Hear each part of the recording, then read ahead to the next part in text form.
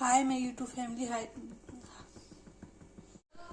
हाय मेरी YouTube family हमारे YouTube सीमा कश्मीर को आपका स्वागत है। गाइस नमस्कार। आज बन जाएंगे करेला और बैगन की भुजिया। ये देखिए काट दिया है, तेल गर्म हो गया, फ्राई कर लेंगे।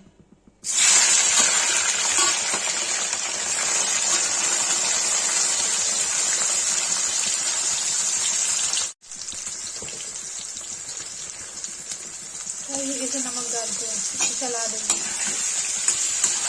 फ्राई हो जाएगा। फिर बिना प्याज की भुजिया बनाएंगे।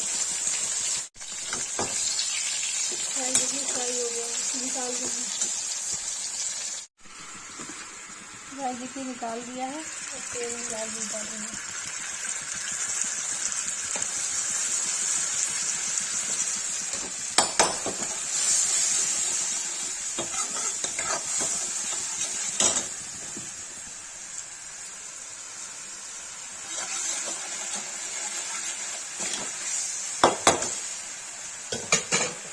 देखिए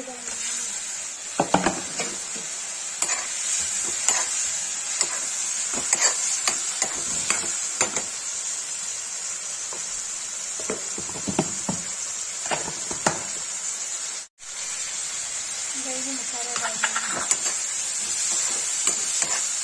भून जाएगा तो पलट देंगे।